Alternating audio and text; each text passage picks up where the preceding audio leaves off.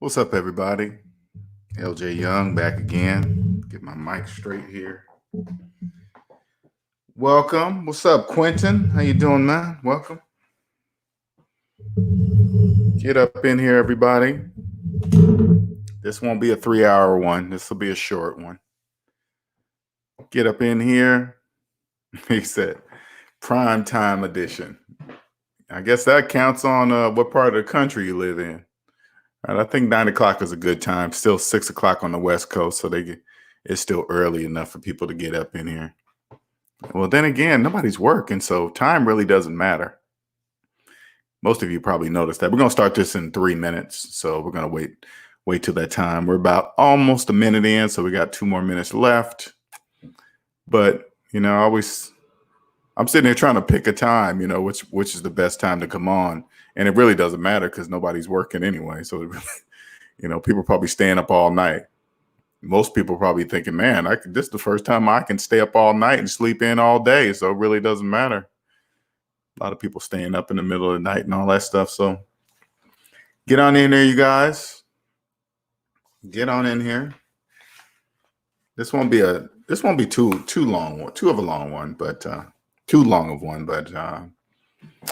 but if there's some questions about it, we'll continue. But if there's no questions, we're not gonna let it just linger on like we normally do.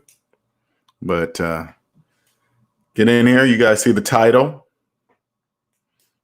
and I'll tell you why I chose this title. We got about a minute, 15 seconds before we get started. What's up, Mark? What's going on?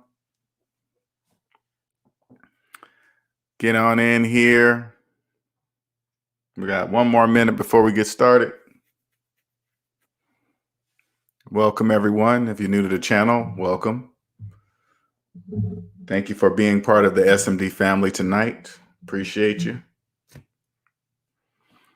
Hope you guys are staying safe out there between everything that's going on. A lot of things are going on right now, too. So, well, that's what it seems like, I guess. So, get on in here.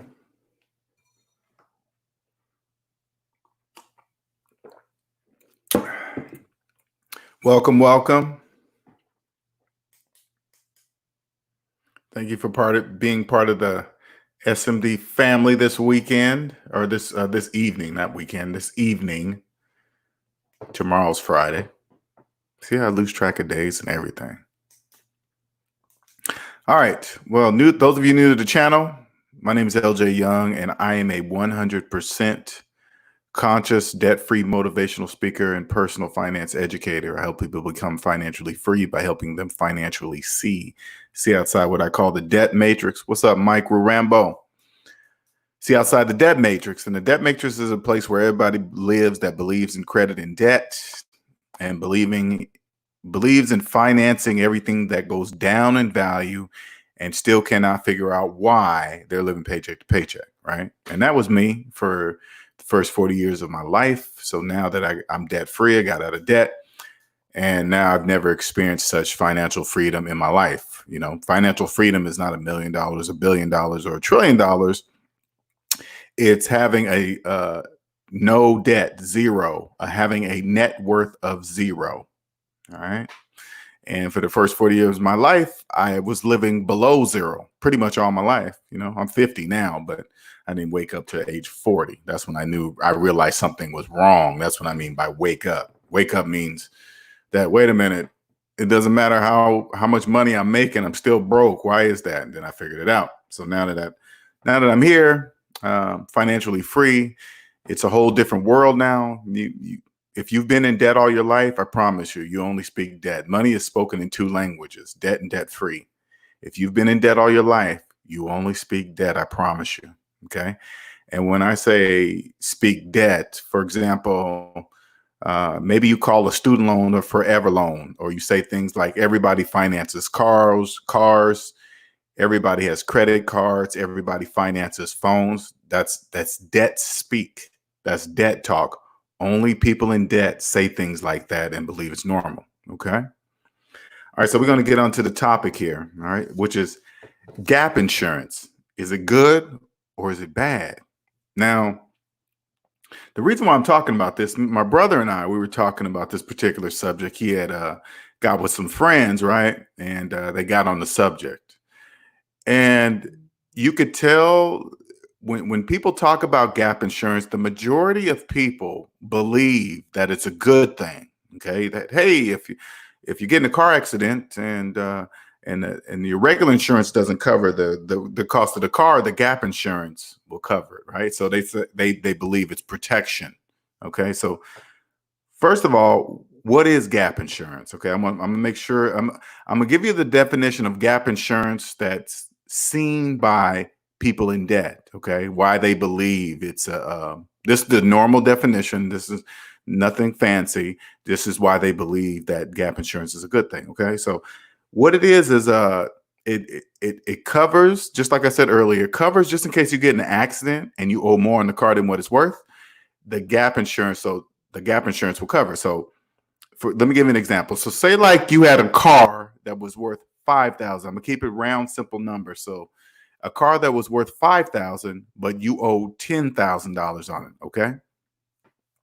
What that means is that you owe $5,000 more than what the car is worth. So if you got in a car accident, first your regular insurance would cover the value of the car, which is 5,000, and gap insurance, which is an additional cost on top of your regular insurance, would cover the negative 5,000, the additional 5,000 that you owe to the loan place that holds the title to your car. Got it? All right. So, and most people don't really understand that gap insurance is an additional cost on top of your regular insurance. Okay. It's an additional cost. All right. Now, you're probably thinking, should everybody, that seems like a deal that it covers your car just in case if you get in an accident and you got a leftover amount on the car, it covers it, right? It just sounds like it's a good thing. And I get it. I get why most people in debt believe that, right? But gap insurance is only offered to people who are upside down in their cars. Okay. Upside down means owes more on the car than what it's worth. Okay. Only people that don't understand money would ever finance finance something that's actually more money than what the actual value of the item. All right. But if you ever hear that term upside down, that's what that means. You owe more on the car than what it's worth. Okay. I'm reading from my notes. Now, if you have gap insurance, this is what I want you to do. Okay. Just everybody has time to do it. You might as well go ahead and do it now. Okay. Go get the current value of your car. Just go to like Kelly Blue Book or KBB.com and look up the current value of your car. All right. And then you log onto your account or wherever whoever holds your title and find out your balance. And then I want you to go your current value minus your current balance. That will tell you how much money over the value of the car, how much over that you're paying for that car. Okay. So if you, again, like the earlier example, if you owed 5,000, the value of your car was 5,000, but you owe 10,000, that means you owe $5,000 more than what the car is worth. That means you're $5,000 in the negative, underwater for that car. Okay.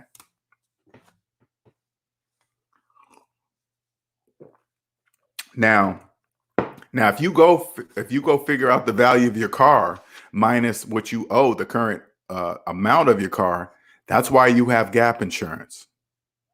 For that reason right there, that's why you have it. And they only offer it to people who are upside down on their cars. A car is not an asset. A car is an object. So if you ever hear anybody say, hey man, a car, if you ever hear somebody call a financed car an asset, stop listening to them, because a finance car is not an asset. It's just an object, a depreciating object, okay, with wheels on it. Now, I'm going to take you outside of the debt matrix so you can hear the real reason why you have gap insurance. Gap insurance is a red flag for financial problems. Okay. You're in financial trouble if you have gap insurance. That's a red flag. So if you're going around telling people that you have gap insurance, you're telling people that understand money that you have financial problems. Okay. First of all, people with money don't finance cars, period. All right. That's financial suicide, financing cars. But I did it once. I'm not putting you down if you are. I'm not saying you're good or bad. I'm just telling you now that I'm outside the debt matrix that that's a very bad thing and a very financially embarrassing thing. Okay. Now I'm gonna give you the real reasons why you have gap insurance. All right. And plus how to never do it again to get out of that financial stuff. All right. All right. So think about it this way. Imagine, because a lot of people are going to look for cars right now. So here's a perfect example for you if you're going to try to look for a car right now. Before you go, I want you to add up all your savings. And then I want you to add up all your debt. Yes, including your student loans. Yes, including collections. Yes, including even your mortgage. And then I want you to go savings minus debt equals how much money you have for a car.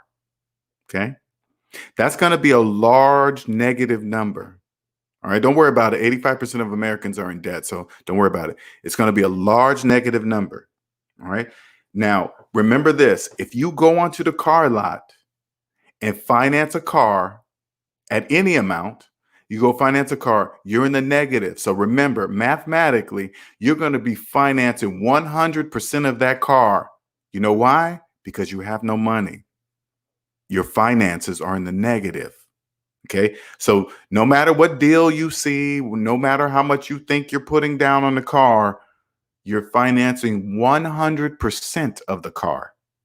All right.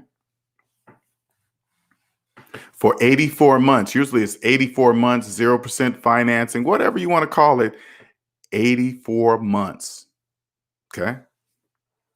Now remember this, nobody gets a finance car on sale. Nobody gets a finance car on sale.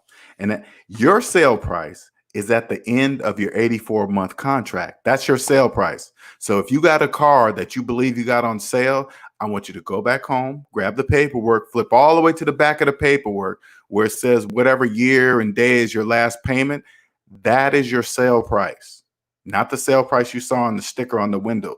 The sticker price you see on the window at the car lots, that's only for cash buyers. Okay, that's not for, if you're financing a car, that sale price doesn't mean anything to you. Okay. But if you believe that, you believe that. All right. That's what's placing you further upside down in a car, because if you finance it right off the bat, you're going to pay more for that car than what it's worth at the time you see it. So if you saw a car on the lot for $30,000, right, and you finance it for 84 months, you didn't pay $30,000. So right off the bat, you know you paid more for that car than what it's worth that you saw. That's what's placing you upside down in the car. And you haven't even drove off the lot yet. People believe a car goes down in value when you drive it off the lot. No, that's the last place. That's the last part that goes down in value, not the first part. It starts going down in value as soon as you crack your lips to say, I want to finance it. Okay. As soon as you drive off the lot, the car lot is done with you, and then it starts depreciating even more as you drive it, placing you further and further upside down in the car. Okay. Now, here's one that's even worse. Okay. You probably never looked at. Now, remember this. This is outside the debt matrix, and this is to help you see. And I want you to understand something. Everything I'm telling you is mathematically true. This is not a guess. This is not a maybe. This is not a who am I that I have a certain degree or whatever you think. And everything I'm saying is mathematically true. Okay. This places a lot of people. This example that I'm gonna give you places a lot of people even further underwater. And I really don't understand how it's even legal, honestly. But say, for example, you go to find you're coming on the car lot to a car lot to buy another car, but you want to trade in the current car you owe. So we're going to use the current the earlier example numbers to give you an idea of how this works. Okay. So say like you come on a car lot and a new car costs 30,000. I'm keeping nice, round, simple numbers. All right. And you pull up with your car that's worth 5,000, but you still owe 10,000 on it. Okay. So you come to the car lot and say, hey man, I want to trade in this car, but you still have a balance on that that's more than the car it's worth, right? So this is what they're going to do. They're going to trade in, they're going to add your car in, give you the 5,000 maybe, but we're just going to keep it simple. Give you the 5,000 for the car, and then they're going to take that 5,000 that you have in negative equity, and they're going to add it to the price of the new car. So taking that $30,000 car to $35,000. Okay, and that's $35,000 plus tax. And listen to me closely when I say this, okay? If you don't have the money for the car, you don't have the money for the taxes either. So not only are you financing the car for 84 months, you're financing the taxes too, also for 84 months. Do you see how further and further underwater, upside down in a vehicle you're getting if you don't understand how this works? They only offer gap insurance to people who don't know. Gap insurance is not a good thing.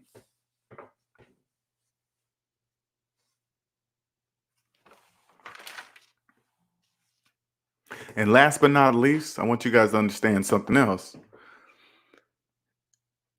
When you hear gap insurance, I want you to understand what's really happening. Gap insurance is placing an even larger gap between you and becoming wealthy every time you do things like that. Gap insurance is only for those people who do not understand. It's not, now, don't get me wrong. When I was in debt, I really thought I never got it because I knew when it's the weirdest thing. I knew when it was offered to me back in the day, I just like, something doesn't make sense, but I still couldn't put my finger on it. I was like, damn, no, I'm good. I just said no to it because it's just offered to you, right? But I didn't know why it was offered to me. It was offered to me because I was upside down in the car. When I think back now, it's just like, wow, right to my face too. But anyway, all right. And that's it. Now it's open to you guys for questions if I didn't explain something clearly, if you're new to the channel or whatever, right? If you got some questions, please ask. Like I said, we're not going to really stay on for 2 or 3 hours, but if the questions keep coming, we'll keep talking. Okay. Herbert Walker says, I'm looking for a car. Oh, SR said it paid off my motorcycle yesterday. Congratulations, man. SR was like, don't get loans, bad time. It's a really bad time. R Sharp said, what's up, SMD family? Hassan, what's going on? How you been, man? Man, how's things over there in the UK? Probably the same way over here. They're slowly reopening things here, which makes absolutely no sense. I guess the coronavirus is ready for people to go back to work. I guess I have no idea, but whatever. But anyway, any questions on gap insurance? All right. Because I noticed a lot of people talk about gap insurance like it's a good thing.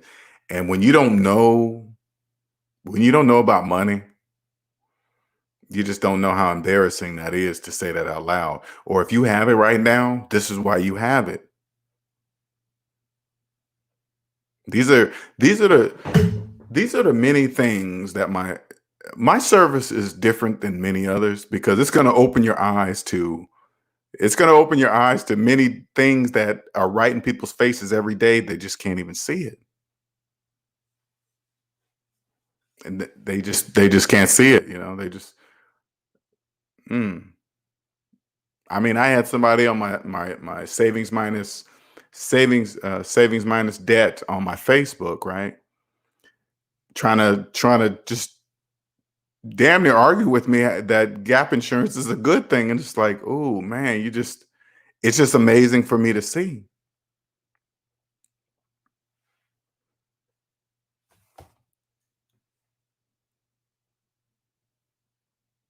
Oh, okay. He said, same here, bro. Easing the lockdown soon.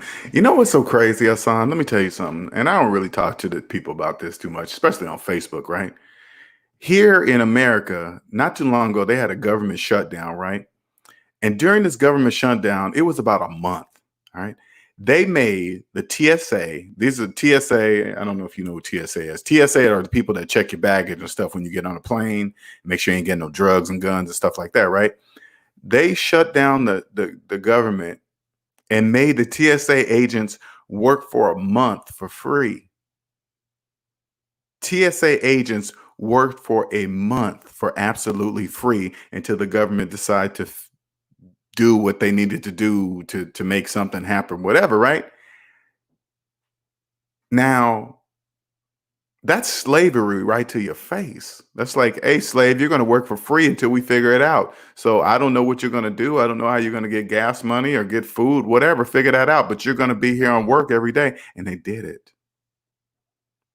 So I figured like this, that mustn't, I guess that wasn't big enough, to test the powers that be. And whoever the powers that be, hey, they're not, let me tell you guys something if you're in debt, this is why they can control you like that. All right. This type of control is optional. This is optional. If you get out of debt, they won't control you. They're not pressing down anybody. They're not stepping on the man and all this other stuff. No, you get out of debt and you will see that nobody's doing nothing to anybody.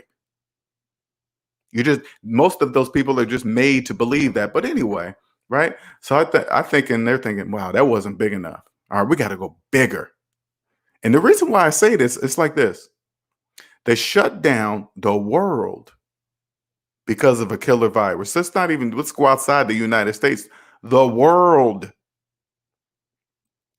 1 month. The majority of people are talking about they're losing everything. Now they're saying, hey, let's get back to work. Let's get back to work. I'm saying, what about the killer virus that shut down everything in the first place? We don't care. And I kid you not. And maybe this is a far stretch. This is a far stretch. But I'm thinking they're going to open things up and people are going to forget. The coronavirus is going to fade into the wind like it never happened. And if that happens, that is going to blow me away. It's already happening right now. People are slowly getting back to work. They're ignoring the social distancing. They're doing whatever they're choosing to do. Boy, I tell you, it's just going to fade into like it never happened. Oh man, you remember that coronavirus? Yeah, what happened? Nothing. It just stopped. Really?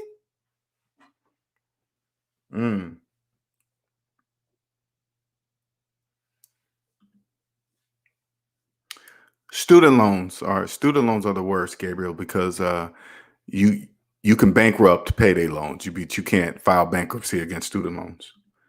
Mark says gap insurance makes no sense. It makes money, Mark. It makes sense. CENTS. It doesn't make sense. SENSE. Okay, that's the difference. It makes sense to the insurance companies. If it's like this, Mark. If you don't know if you don't know the reason why you have to have gap insurance, they're going to sell you gap insurance because you don't know why you need it. And there are millions of people out there that believe gap insurance is a good thing. Oh man, my car get wrecked. They're going to cover the amount that's over the car. Do you hear yourself? The amount over the car's value, it's going to cover. It's like they never stop to think, wait a minute, why am I paying more for this car than what it's actually worth? Yeah, I know why. Figure that out and you'll be rich. That if you got gap insurance, that is a gap between you and wealth. I promise you. Herbert Walker says, I worked during the last shutdown for free as well. See what I'm saying, Herbert? Why? Why did you work for free during the last shutdown? Why'd you do that? You do know slaves work for free though, right, Herbert? Only slaves do that. You got to ask yourself, why'd I do that? Because I guarantee you, if I had a job, a government job, and they say, "Hey, man, you're going to work for free for a month," I would have said, "No, no, I'm not. I quit. I'm not a slave." But it's really not a big deal because look, people are going back to work, totally forgetting why the businesses got shut down in the first place. They don't care. You know why? Because they're in debt. They got gap insurance payments. I saw saying you have to bend over when you're in debt. No savings, no emergency funds. You sure right. You gotta bend over. But as I noticed a little bit off the subject of the title of hand, but I'm waiting to see what happens when that stimulus money runs out. That's why I'm not really looking past the summertime right now. Right now, we're just fresh in May right now, right?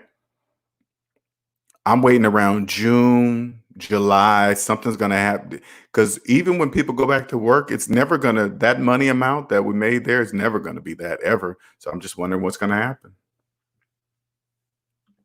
Herbert says, I was an essential worker and had no choice, but I never forgot that.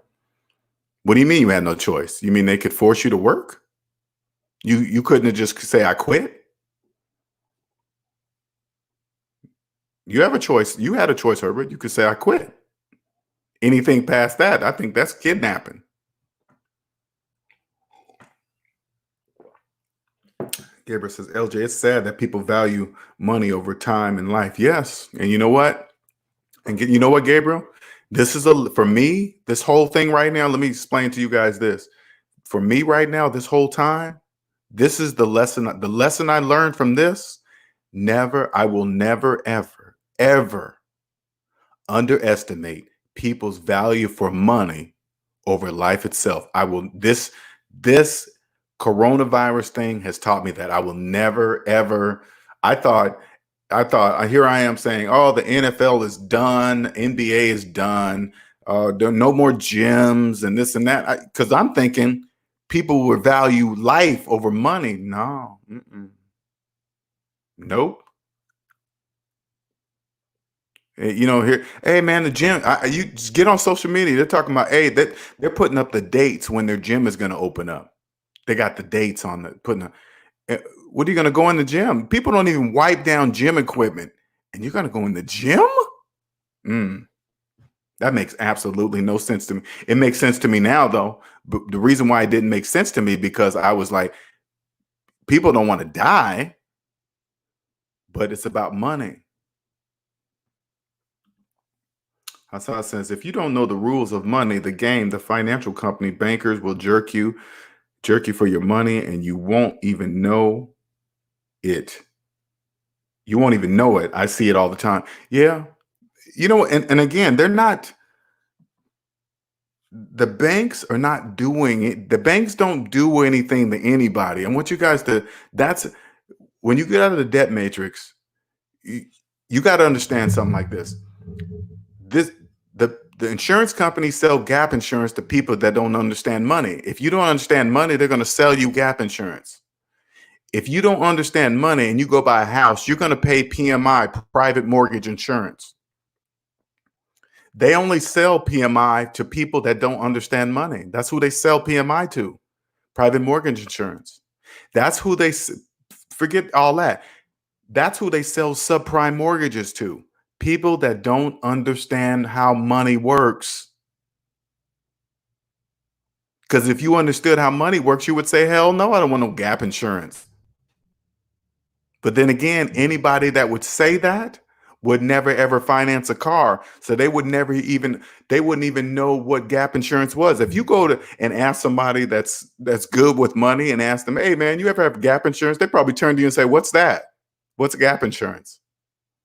Because when you buy a car cash, that's not even a topic. Like I said earlier in the beginning of this video, add up all your savings and debt, yes, including your mortgage, student loans, collections, Savings minus debt equals how much money you have for a car. If your finances are in the negative and you step on a car lot, you're financing 100% of the car, no matter the interest rate, no matter the terms of the loan, no matter everything. You're paying 100% of the car and the taxes that go with it. You'll be so far upside down in that car, you won't. Your head will spin. What's up, Jaws 2003?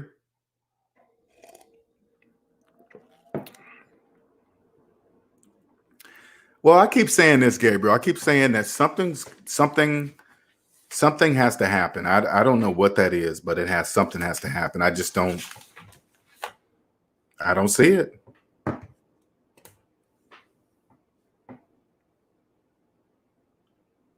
Herbert Walker says, I would be happy to share my story in a future live stream. Oh, yeah, we talked about that, Herbert. We got to get, did you send me an email yet, Herbert? Here's my email just in case, man. Send me an email. Then let me know what a good time for you. Then we can get on here because I would love to hear your story too, man. And like I said, you don't have to get on camera. You can be just like where I am right now. You can just turn the camera off. Josh 2003 says, there will not be another stimulus package. This is why they want people to go back to work. I do want some gym equipment, though, after they shut down again. See, it's a twofold where people can't really. For example, people in debt, like say like there were some people in debt, they saved some money, right? They will spend all of their savings to save something that they don't even own. When right now they could just let it go. They don't really understand they could just let it all go because it's not even theirs, right? But this is the get out of debt free card right now. They will ever have gap insurance ever again. You know what I'm saying? They can get out. Anyway, I am not looking, again, I'm not looking past June or July. Yeah, everybody's getting back to work because it's twofold. I keep jumping all over the place. I hate when I do that. It's twofold. They're going to go back to work, but social distancing is going to be in place. So there's no way they're going to make the money that they made before. Not the person, not the business. That's impossible. That's all right. I can see that. That's mathematically impossible.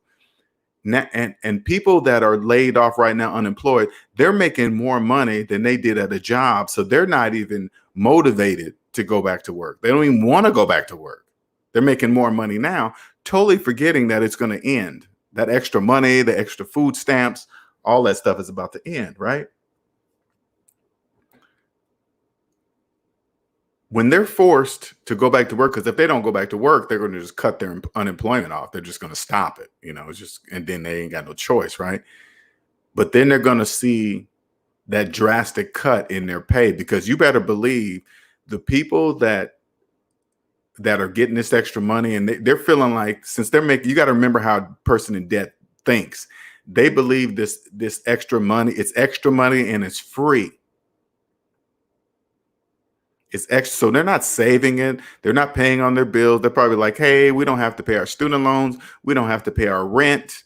We can push our light bill back. We can push our power, our water bill back. We don't have to pay." And then they think to themselves, "We got extra money," when they're literally still in debt. And then when it's cut off, then what? And that's happening by June and July. That's happening.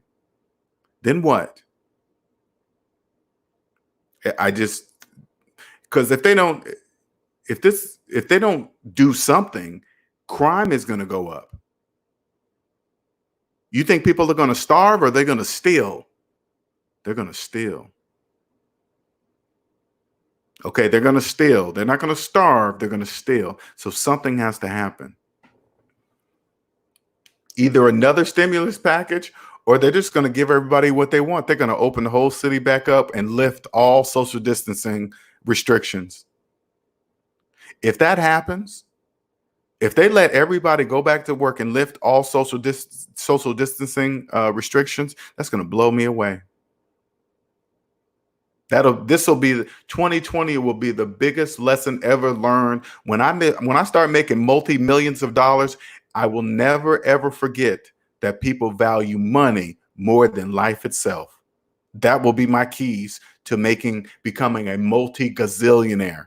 Never forgetting that ever, because the people just showed me. All you got to do is be paying attention. Me too, Gabriel. It's taught me a lot, and it's still teaching. Oh, it ain't even done yet. The big lesson is going to come by summertime, Gabriel. That's going to be the big lesson. Either they're going to flare up the coronavirus thing is going to flare up. People are going to start protesting against social distancing, or they're just going to open stuff back up and let coronavirus just vanish in the wind like it never happened in the first place. Something has to happen. Charles 2003 says, I was told by my family gap insurance is important when financing a car. See what I'm saying? I don't want to finance a car ever again. I've never liked doing that, but was told that this is the way things are. See what I'm saying? People say those things out loud in public to other people, and this is generational. This is generational. And this is why I'm saying it's generational. These people telling you this information, they love you. They love you. These are your loved ones, right? They love you. They're not intentionally trying to destroy you financially. They just don't know. If you ask any person that says that to you and says, hey man, gap insurance is this the way to go, you turn around and say, who told you that? Ask them, say, hey, who told you that? They probably tell you another family member told them that. Oh, this is what my uncle, sister's brother, cousin says, and he got money. She got money. And I know if she got money, she said gap insurance is the way to go. So since she got money, I'm a believer. That's how they talk. Not realizing the person that told them that they don't have money. They don't have money. You know why? Because they got gap insurance.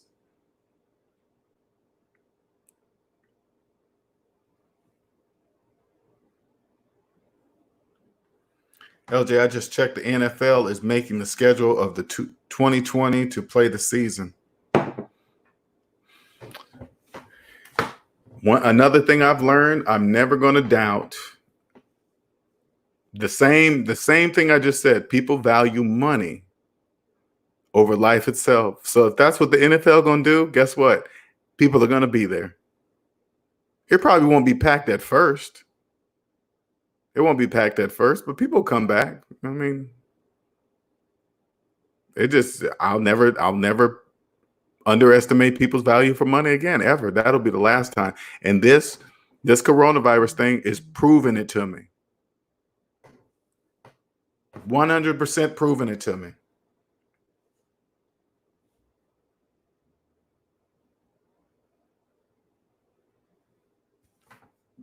So anybody in here got any questions about gap insurance? If you have it, why? What's the cause? Because I did kind of explain the cause, but some people might not get it, and I can do it. I make things really, really simple here with just mathematics.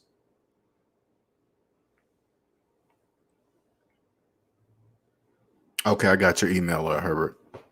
Thank you, sir. Oh, excuse me. Any other questions about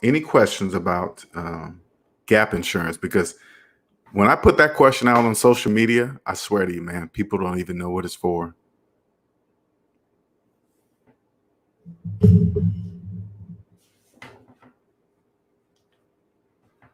I guarantee if somebody says to you, gap insurance is a good thing, for those of you listening, if somebody says, hey man, gap insurance is good, these are the questions I want you to ask them. I want you to ask them these two simple questions. Are you financing your cell phone? And the second question, do you have student loan debt? Okay.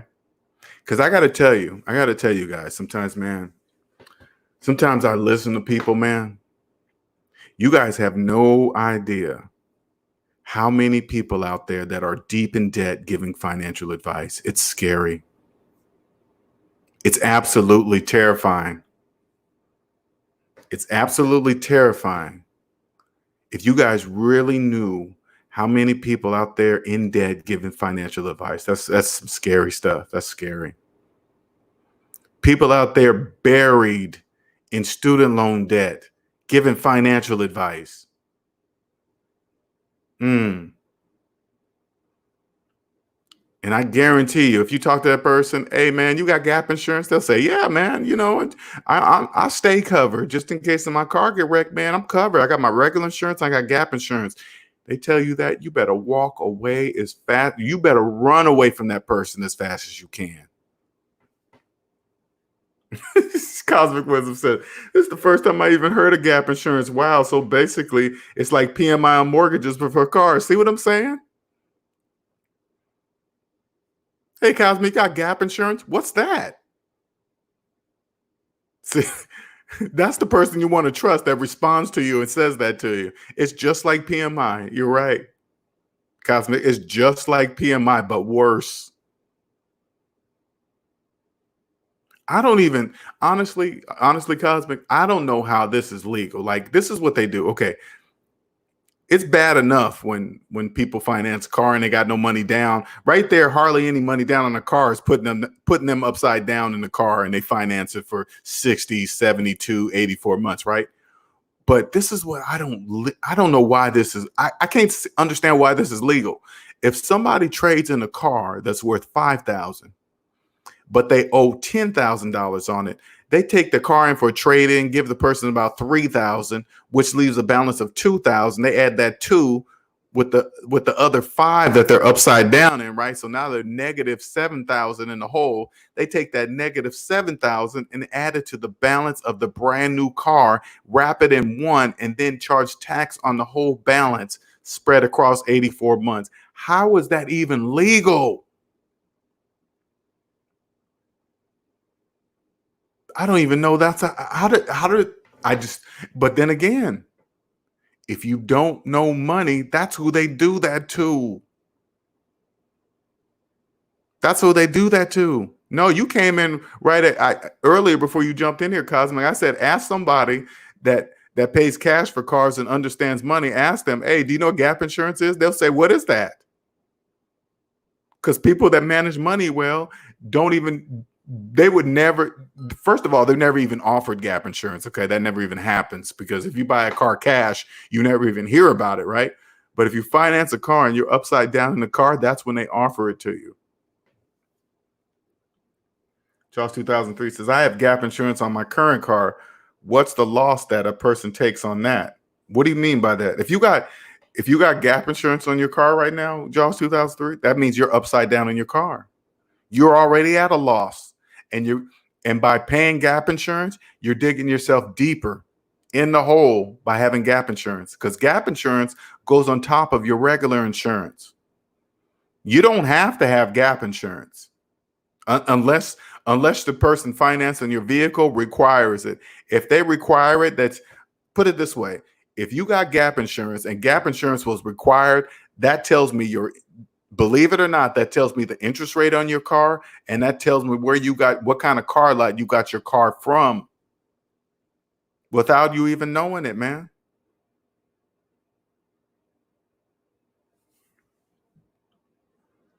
I haven't. Cosmic says, how much is gap insurance? I have no idea.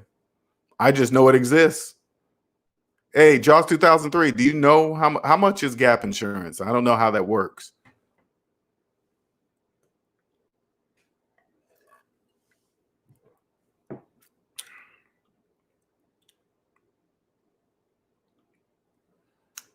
LJ, what are the glitches in the debt matrix? Gabriel, the glitches in the debt matrix are things that don't make mathematical sense, but yet people keep doing them, right? Financing cell phones, that doesn't make any sense. Financing cars, that doesn't make any mathematical sense. Like, hey, that car is $30,000. Well, how much is it if I finance it? It's $40,000. That's a glitch. Why would you pay $10,000 more for a car that's worth $30,000? See what I'm saying? That's a glitch. That doesn't make any sense. Here's a cell phone. You get the cell phones. Apple knew a cell phone's $1,000, but when you finance it, you ended up paying $1,500 over 2 years. Why would you pay $500 more for a phone that's worth only $1,000 at the time? See what I'm saying? Because when they think about it, somebody finances a $1,000 cell phone over 2 years, they probably end up paying close to $1,400 for that phone, and counts on with everything they got. At the same time, the phones go down in value so fast, they're like dog years. So imagine what that phone is worth in 2 years. They're never ever. Oh my God, it's just horrible. And then it's like same thing with the insurance on cell phones. If you're a person with insurance on your cell phone, you're in debt. That's no different than gap insurance. That's no different than PMI. It's like when people, hey, yeah, I'm gonna get that insurance. This phone's worth $1,500. Did you pay $1,500?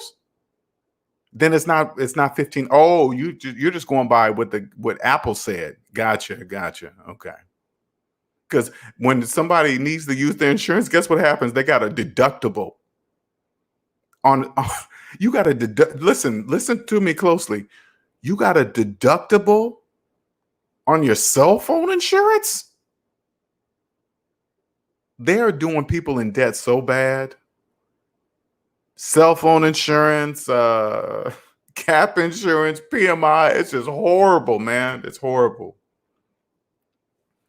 Charles 2003 says, LJ, you answered my question, but my understanding is that they gap to the price of the loan. I believe mine was at least $2,000 on top of the amount of the car. I would have to dig out my contract. Yes, you got to remember, man. Yes, it's gap insurance is supposedly supposed to pay for the negative over the value of your car. So if your car's worth 5, but you owe 7, and you totaled out your car, your regular insurance would cover the 5, and then your gap insurance would cover the 2. See what I'm saying? That's how it's supposed to work. But what I'm saying is that gap insurance only applies to people that don't understand money, because if you understand money, you would never, ever in a million years pay more for a car than what it's actually worth. You'll never get financially hit for that if you do that. See what I'm saying? But since you're already doing it, like you're making payments on a car you're paying over what the car is worth already. And then on top of that, you're paying insurance, and then you're paying gap insurance. So you're digging yourself even further having gap insurance on a car that's not even worth the value that you're paying on. See what I'm saying? Detoxing from the Blue Pill. What's up, LJ? Tuned in for the game as usual. Thank you for joining. We're talking about gap insurance. My brother and I, we were talking about this amongst his friends on social media, man. And I'm finding that a lot of people don't understand what gap insurance is. They really believe it's a good thing. Jaws 2003 said a couple things. His family members, somebody told him, hey, man, gap insurance is just part of the game. No, it's only for people in debt. It's part of their game. Gap insurance is, gap insurance, and people say it out loud. They believe that it's a good thing. I'm telling you, if you come across somebody and you say, hey, you got gap insurance, and they say, what's that? That's a person you kind of want to listen to.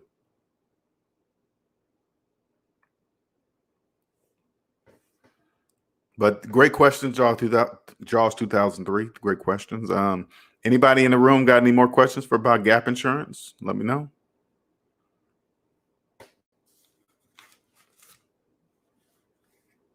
It's like, I'm gonna walk you guys through the actual process of financing a car in mathematical terms. Okay. Now, I want you to follow me closely, because I'm going to go step by step so you can understand the real process that millions of people cannot see who finance cars. Okay. Now listen to me closely.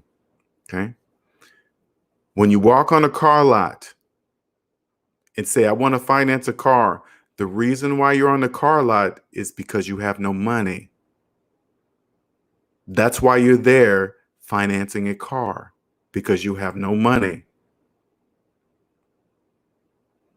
As soon as you step on the car lot and crack your lips to say, hey, I'm just here looking, let me check out and see what you guys have to offer, to what kind of sales you got to spread it. What type of financing do you have? As soon as you say that, they got you, because only people in debt finance cars. So then they bring you in. You walk in, you see the whole setup, the little kiddie bins in the corners for all the kids to play, and then they keep you there all day for one car. 8 hours to buy one car. They only do that to people who finance cars. People that don't finance cars would never even set foot on a car lot, let alone sit there for 8 hours to wait on one car. Only people in debt do that.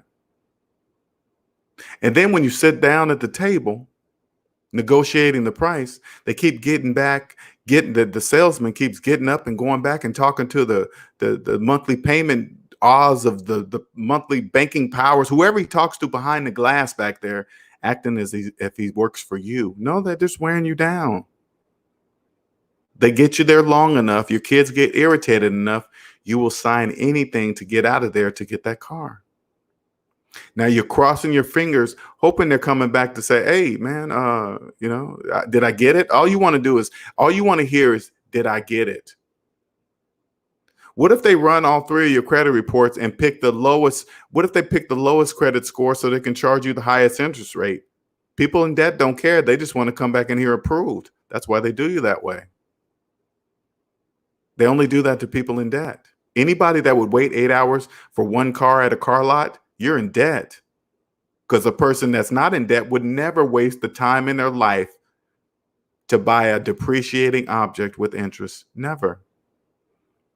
Use something, which is time, that you can never get more of for a car? Hell no. You got to be insane. But people don't know that. Then once they come back and say approved, you never come out of it. You notice you never come out of there having the monthly payment that you wanted. It's never about that. It never ends up. If you walked in saying, hey, I don't want to pay no more than $300, you come out paying $350 to $400. You know why? Because you're in debt. What you're doing is nothing new. You're saying the same things, then the same thing millions of other people in debt say the same thing, okay? And then when you trade in your old car, they take the balance, the negative balance, they add it to the new car, and then now the car is just beyond belief underwater, and then they offer you gap insurance. Hey, well, this car is worth this. If you get in an accident, this is the fear tactic they use for you. Right, because you're already in fear because you're about to get in over your head more than you can afford anyway. So they're going to say, hey, let's just add that in there, gap insurance, just in case if you get in a wreck, this is covered and that's covered. And you guess what you're going to say? Yes. The birth of gap insurance. Why the car goes down in value, it goes up in value for the bank because they're charging you interest. And then when you're done signing the paperwork, they have you take a picture with your shiny new debt. Taking a picture with it. Look what I just attached myself to for the next 84 months of my life, which also attaches me to my job and also attaches me to the bank for the next 7 years. Why do you think they say it in months? Why do they say, instead of saying, hey, man, you're going to sign up for a 7-year contract, they say 84 months. You know why? Because 84 months sounds smaller. They only do that to people in debt.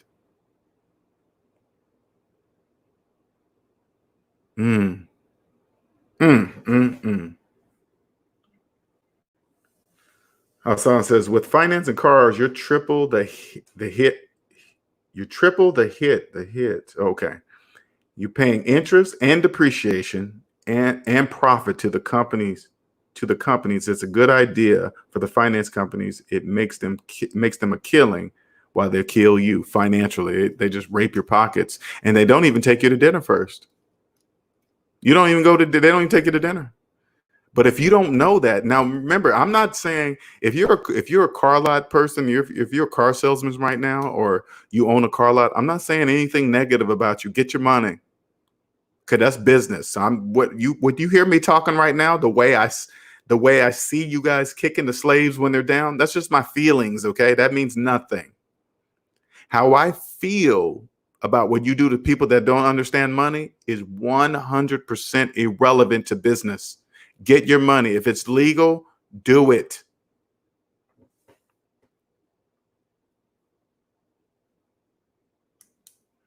I don't know, Gabriel. I really don't know. I'm waiting to see when the stimulus money runs out. That's what I'm waiting to see. That's what I'm waiting to see. When the stimulus money runs out, and that will be by June, July, then I'm going to see what's going to happen. What's going to happen? Here's the NFL. It's like this. I look at things that just don't make any sense. Okay, earlier you said the NFL is going to have games. Now, ain't nobody got no jobs. Where they going to get the money to buy the tickets to go see the game? Even if they say, hey, we're going to have some games, but no audience going to be online, they're still going to charge. Where are people going to get the money to see the game? It just doesn't make any sense. What's up, Karen Jackson? Welcome. Appreciate it. Charles 2003 says, I know I need to get rid of my car. I do have cash to buy another cheaper car. When I speak to dealers and I say I have cash, they are either very blunt about the price or they try to talk me in a loan. Yeah, you don't. First of all, you got cash, don't go to a car lot. That's why they don't want to talk to you. They want to talk to only the people who finance cars. That's where they make their money.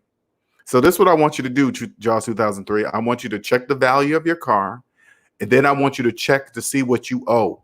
Okay?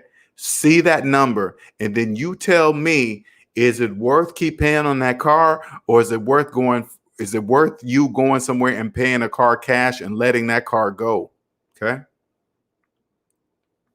Karen Jackson says, y'all need to stop going to those buy here, pay here, oh man, those places right there, buy here, pay here, rent a center car lot. Those, what's that big car lot right now? CarMax. Ooh, you guys have no idea who that car lot is for. That's for the majority. Those guys, have you noticed the car lots are big as football fields? Can you imagine how much money, whoever they go through with insurance, I can't even imagine how much money they must be making in gap insurance at CarMax.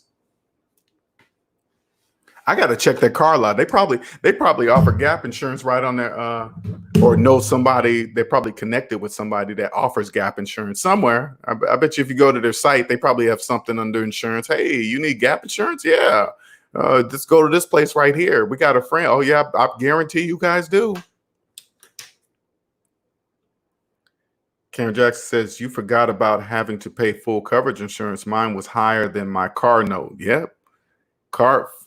When you finance a car, you have no choice but to have full coverage insurance. So full coverage insurance on a car that you're upside down in with gap insurance on top of your regular insurance. Now, when you ended up in a situation like this where Karen says, my insurance was higher than my car note, that should be it. Red flags, bells should go off in your head and say, wait a minute. Something is not right here. I'm paying more in car insurance than the actual car note. Right there should give you a red flag that something's not right here. You got people out there that their car notes are more than their rent.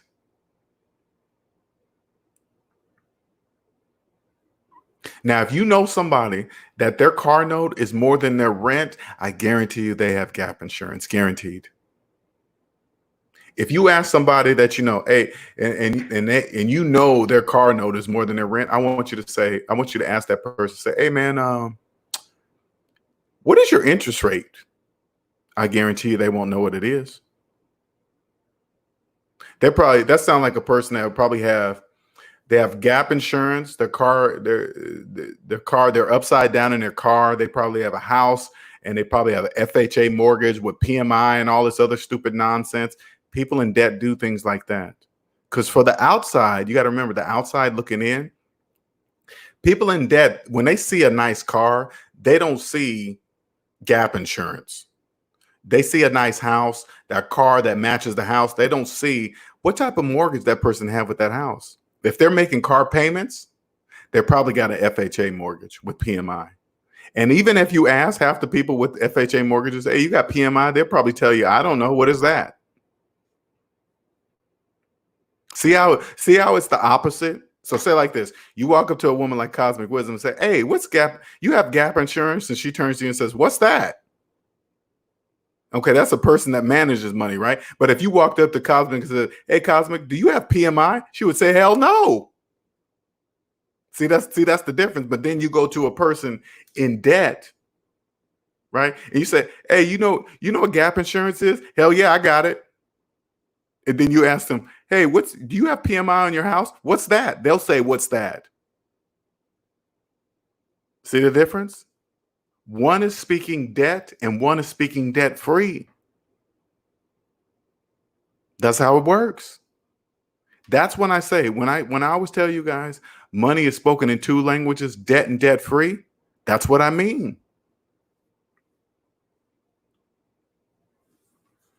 Charles 2003 says, I'm totally upside down, LJ. I owe like 14,000, but the car is worth $2,500 trade-in and $6,000 private sale at 17% interest. You know what I would do with Charles 2003?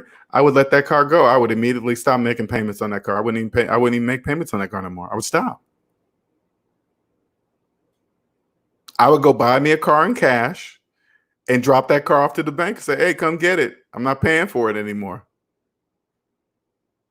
That's exactly what I would do. 14, like when I and you got to remember, you got to take your feelings out of this too. If you hear me say that and you start getting emotional, those are feelings.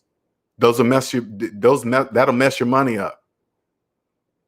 This is what it sounds like when I hear people get emotional over money. This is what it sounds like. Hey man, how do you feel about 1 + 1 = 2? Do you get happy, mad, sad? Do you jump for joy? Does your stomach get upset because it equals 2? See, that doesn't make any sense. So when I see a person owe $14,000, almost $15,000 on a car that's barely worth 3, the company that sold you that car knew exactly what they were doing to you. They knew exactly what they were doing to you at 17% interest. Let me tell you something, man. You're never going to catch that up. Stop paying on it. Okay, it's nothing personal. You literally cannot afford that car, period. It's not even a choice. A lot of people believe they have oh man, I'm gonna keep that car. Add up all your savings, add up all your debt. Savings, yes, including student loans, yes, including your mortgage. Savings minus debt equals how much money you have to make payments on a car. You really don't even have a choice. So when I say, hey man, give that car back, stop paying on it, you literally have no choice, but that's a belief. You got to believe mathematics. They do people in debt so dirty they'll treat like kids. Yeah, they treat them like kids, man. They do. And again, Gabriel, math, when we say dirty, you got to remember when I say dirty, you say that's feelings. If they just saw the math, if they just sat down and say, hey, wait a minute, if I finance this car at 17% interest rate and they start punching these numbers in a calculator, they'd be like, oh my God, I'll be owing how much? Oh, no, thank you. That's exactly. See what I'm saying? That's exactly what it's nothing more. The banks are not doing anybody to anything, anybody wrong. Payday loan lenders, they're not doing anything wrong to anybody. Banks, people selling people gap insurance, PMI, all this, they're not doing anything wrong to anybody. All they got to do is believe in the mathematics. If you don't, they'll sell it to you. What's up, Mecca? What's up, LJ? I don't know what gap insurance is. My son's mother has it and tried to explain it to me. It just didn't sound right. Exactly. That's why, you know why you didn't get it, Mecca? Because it makes no mathematical sense. That's why you got confused. You were like, what? I don't get it. But because it doesn't make any mathematical sense. She doesn't know. She just told you that she's bad with money. She's horrible with money because she got gap insurance. And then when they try to tell you, explain it to you like it's a good thing, when they don't understand that gap insurance is only for people who are upside down in cars, right? They won't explain it to other people like it's a good thing. See what I'm saying? It's just, but when you see a person try to explain, okay, so if you guys are new to the channel, listen. If you ask somebody about gap insurance and you watch them try to explain what it is and why it's good, and I just want you to sit back and just watch them do it. Don't say anything. Don't let them know, hey, that's bad or whatever. Just watch them explain it. And then when they're done, and then you say just like this to them, who told you that? Just like that. Who told you that? And see what their answer is. John 2003 says, I'm totally on board with letting it go. LJ I mentioned letting it go to family members, but they want me to keep it since letting it go will destroy my credit. It's already in the tank now. Yeah, only people in debt worry about their credit when they have no money.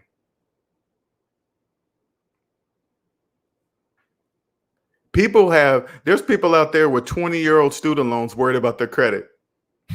It makes no sense. But it makes sense to the banks because they make money. But if somebody out there telling you about giving you financial advice and they have 20-year-old student loans, that doesn't make any sense. And they're worried about their credit. Man. Karen Jackson says, a word of advice: if you are going to finance a car, join a credit union and buy a car from a credit union car lot. My APR is 1% and make payments by direct deposit, so you'll never Karen, let me tell you something. Never, ever finance a car, ever.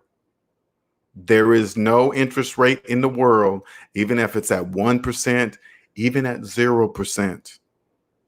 Never, ever finance a car, ever.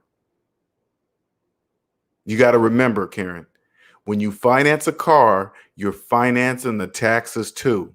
So say like you got the car and it was $30,000 and you're saying, hey, I got a good rate and I got it at 1%. No, it's not done there yet. It's $30,000 plus tax. So plus tax means, say like, let's just say it came up, the car came up to 33,000. We'll keep it simple.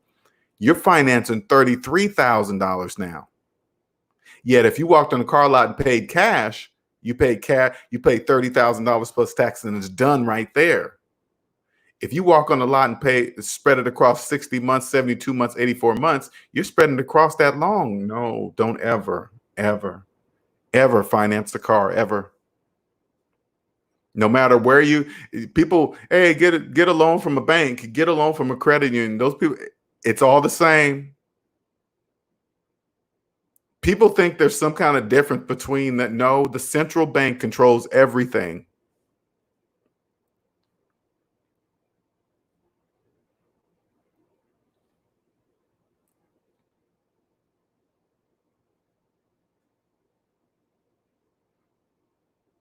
Let me see.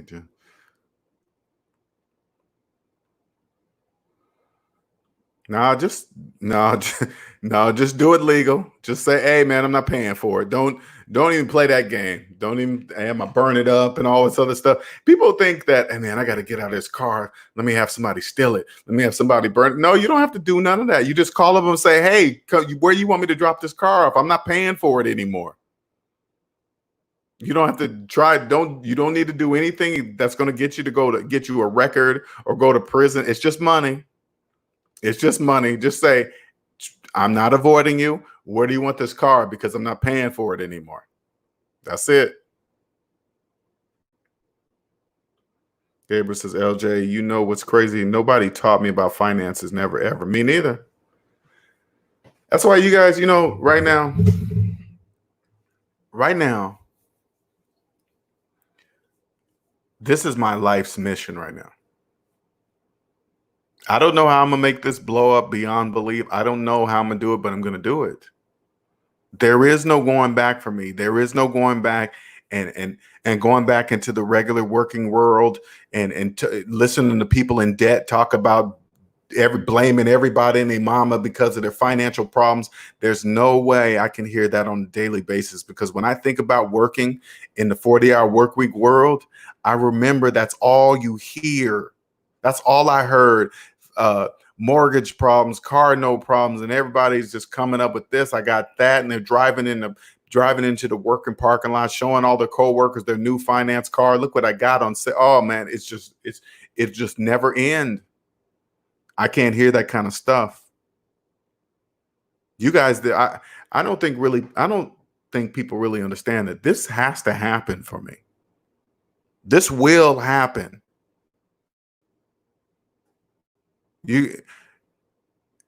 People don't really understand that there's a new financial economy that was born in this coronavirus thing. If you're in debt, you'll never see what's really happening. You'll never see what's really happening. Never. If you want to be ready for 2021, you must be at zero. You must be at financial net worth zero if you want to take off into the new economy, because the new economy there is no normal. Everything's businesses are opening back up. Things are becoming normal. There is no normal. Your normal, if you were in debt before, this is your normal. Add up your savings, add up your debt. Savings minus debt equals how much money equals your net worth. If you want to go back to your net worth right now, that's your normal. So whatever normal is to you when the business is open back up, that's your normal. But even your old normal is not normal, because you're never going back. First of all, you're never going back to get that many hours anymore. There's millions of people out of work. And the people that are working, half of those people have taken pay cuts. You think you're just going to come back and make your wage that you made before? No, you're not. Not even close. Whatever that normal is that you thought was in your life before, it's never coming back. It is done. Now, if you want to spend the next 10 years of your life chasing your old normal, keep paying gap insurance, PMI, keep calling yourself a homeowner when you know you have a mortgage. You keep doing that nonsense, you're never going to make it in 2021 and on.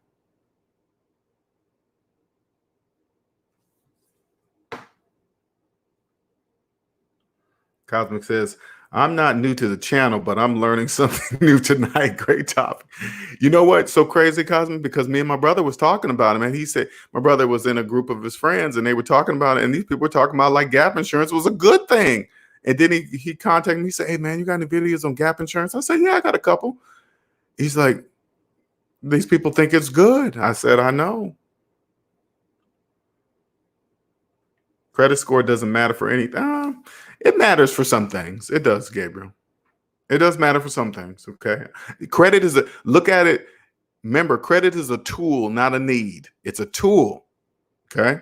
It's just like a hammer. It's like if you had, that's all. It's almost like saying if you were about to nail something in and you said, oh, I see that's a hammer, but a hammer's not good for anything. You know what I'm saying? What it is it's used for hammering in nails. So credit is a tool. Sometimes you need it. I like to use it when I go rent cars or I reserve hotel rooms or flights. It's convenient. You try to do that with a debit card. It's a big hassle.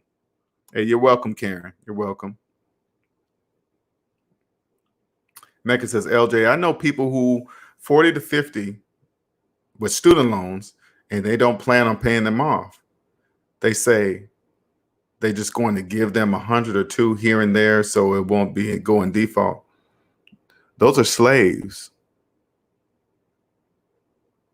40 and 50 years old, those are slaves. Oh, they don't even understand what they're saying to you. Oh, I'm going to give them 102 for what? The rest of your life? Yeah, for the rest of my life. Oh, okay. Well, that's what slaves do. Those are the people that have gap insurance too. Those are people that have gap insurance. Oh man, I'm gonna just pay this little bit amount to the okay, all right, slave. Mecca says they laugh at me because I'm paying mines off. I know. They think that's the funniest thing. Look at this slave. He's taking off his chains. What a stupid slave. They don't even they're laughing at you because you're paying off something that you owe. It is just I'm gonna tell you guys something, man. This game, this game right now, this game that I'm teaching right now, this game that I know you guys don't even, and this is not even bragging. This is not even bragging. When I drive in my car, I do the most thinking. You guys that have no idea that I have this thing in my hand that can change anybody's life, and help them become rich and wealthy. I got it in the palm of my hand. All I need to know is how to package it up and sell it. That's it. Anybody that comes to me and say, hey, LJ, I need a plan, man. I need a plan. Can you help me? I'll say, yeah, I can help you. You just got to believe it. Anybody that comes to me and say, you got a plan for me, LJ? Yeah, I got a plan for you. Yeah, I can write it all out, and I can write it out mathematically. Your math will match my math. Now all you got to do is believe math and you'll be rich.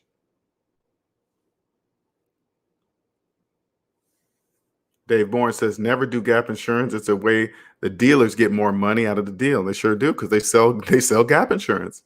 It's handled by a total separate company. Your insurance company usually cover gap. You don't need it. What I'm saying is this: don't even get mixed up in that stuff, man.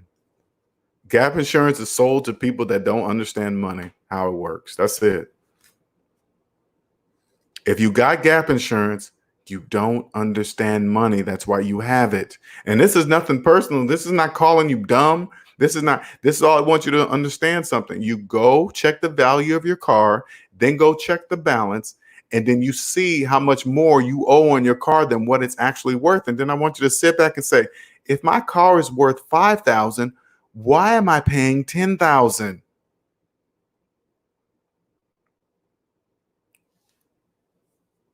And you got to stop it. Mecca says, that's people that want to be. Gabriel says, Mecca, that's people who want to be the slave master pet. Yeah, they're slaves forever. I mean, slaves till you're dead. Cosmic Wisdom says, Gabriel, credit scores do matter. You just need to make sure you are using it right and carefully. Yeah, it's just a tool, Gabriel. It's just a tool.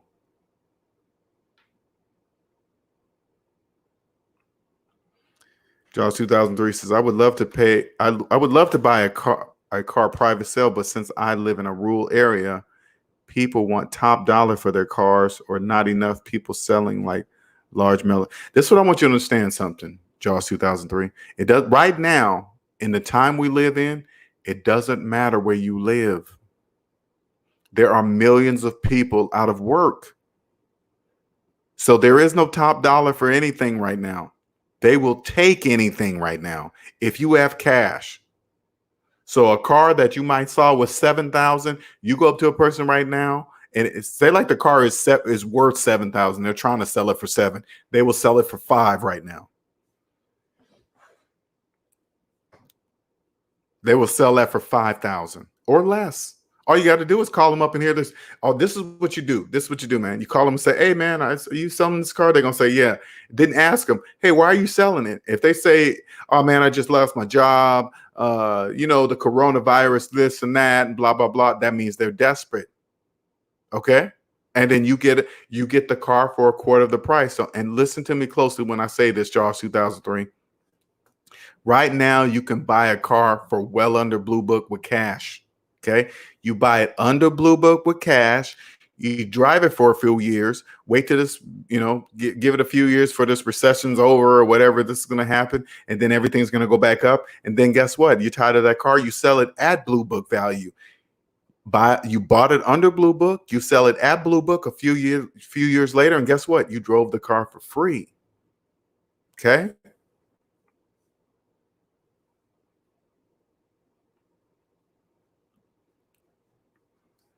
And hey, Gabriel, and that's okay. That's how you feel. Okay. I respectfully disagree with you guys on credit cards. And again, Gabriel, that's how you feel. And that's okay. You're all right. It's okay for you to feel that way about credit cards. Credit cards don't care how you feel about them. Okay? Credit cards don't say, "Hey man, what's wrong, Visa? MasterCard? Well, Gabriel don't like me." That'll never happen in a million years, okay? So, and that's okay. You'll probably be richer with that feeling. You'll probably be more rich you're only 19, Gabriel, okay? You keep that attitude, you'll still be a millionaire. It doesn't matter if you know that you don't care about it, but that's okay. It's not a good or bad thing. It's just a thing. Dave Bourne says Gap Insurance is a third-party company used by the car dealer. If you lease, you have to have full coverage, and your insurance have Gap Insurance included in your policy. Ooh, they do people in debt so dirty. Ooh. You got to have full coverage, and then they have put Gap Insurance on top. Oh my God, they just do slaves so dirty. Ooh, they do slaves so dirty. All right, you guys. Any of you guys have any more questions about Gap Insurance? Any other questions? I had to do this topic because these people on Facebook, man, Instagram, woof, it's just crazy.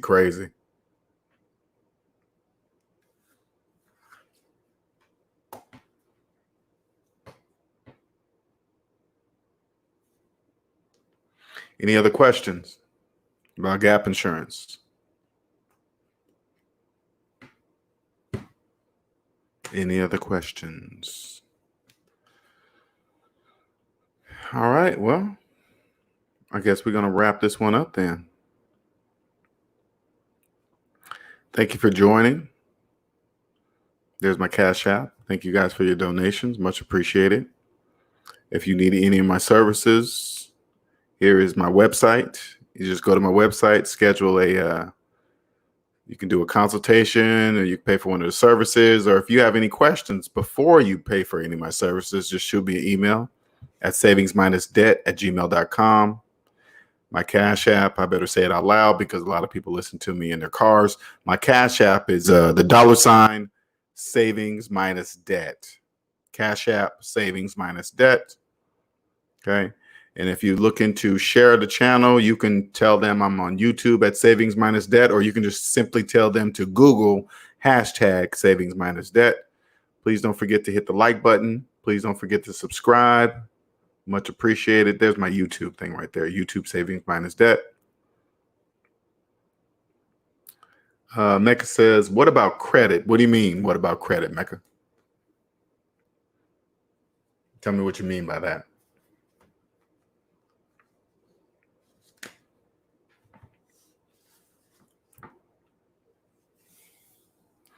What do you mean? Where is my thing? Oh, okay, there it is.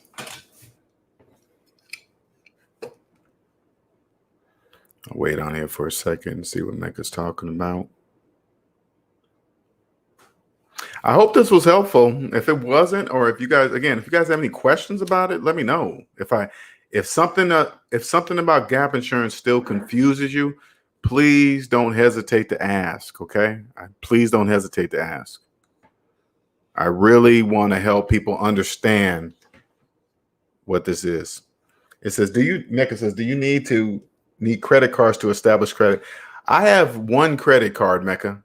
Okay. I have one single credit card, and I'm going to tell you now I use credit as a tool. Okay. It's a tool. So I use it for two reasons. Okay. To build my credit, because I used credit for car rentals, airplane tickets, hotel rooms.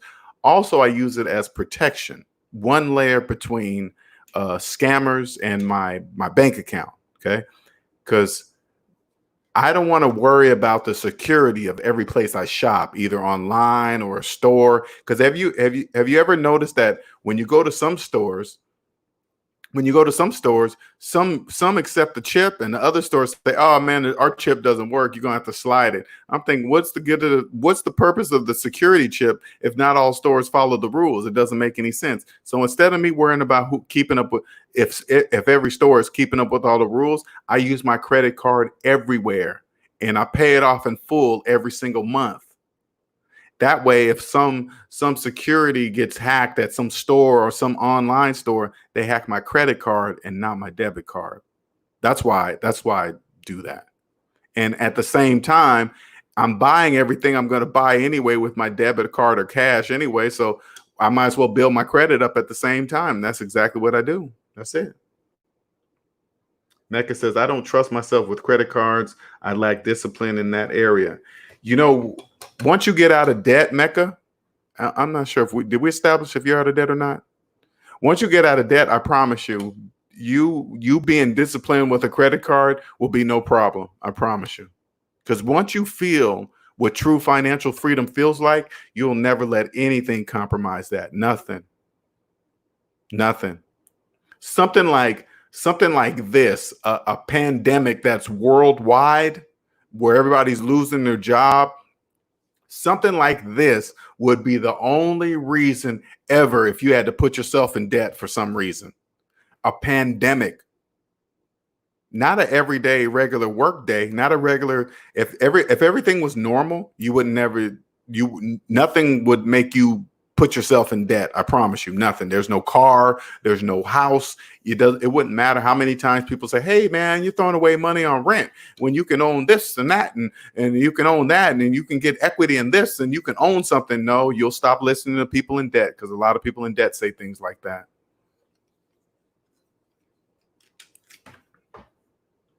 Mecca says, no, I'm not out of debt yet. I'm paying off student loans now.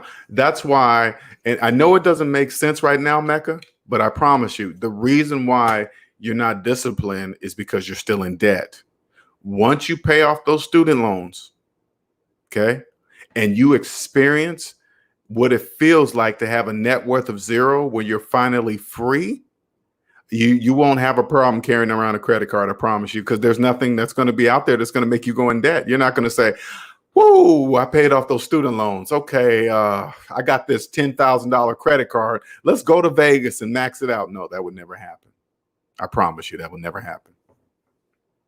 What's up, Layman D? Layman D? Is it Layman? No, it's A-E. Layman D. What's going on? Hello. What's going on, man? Coming in at the end of the discussion. We were just talking about gap insurance. Mecca says, I can see how your mentality will change when you're out of debt. I can't wait to have that feeling of being debt free. You know, it's when you pay off that student loan, Mecca, because my debt plan that I made for myself, my student loans was the last. They were the last, right? When I paid that last payment on my student loan debt, man, I can't even explain that feeling to you. It was just done. I just knew I was never going to receive another email, another phone call from them, another notice that they're changing some kind of rules, or my student loans was sold to a different company. Now I owe, oh my God, just being passed around like a freaking slave. And there was nothing I can do about it. They do the same thing with mortgages too. Pass them out, sell them. It's freedom. You're right, Gabriel. It is total freedom. I promise you, you could have 100,000. Once you get out of debt, Mecca, you could have $100,000 black card in your wallet. It won't mean anything. You know why? Because you will know it's not your money. It's not your money.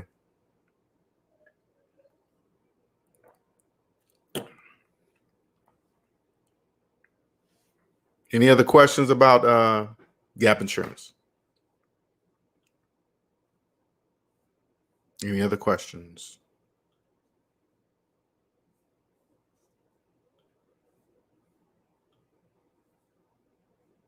I can't even explain financial freedom to you guys, man. There's nothing in the world that would make me go in debt. I mean, it has to be a pandemic. A pandemic can. If I had to go in debt during a pandemic, I would go into debt because it's a pandemic. to survive, right? But again, this is a pandemic. There's a difference between pandemic, epidemic. You guys got to look those differences up. Just look at pandemic as like passport. Say every time you hear a pandemic, you think passport. What can I do with a passport? I could go around the world with a passport. Exactly. Pandemic is worldwide. Worldwide. Okay.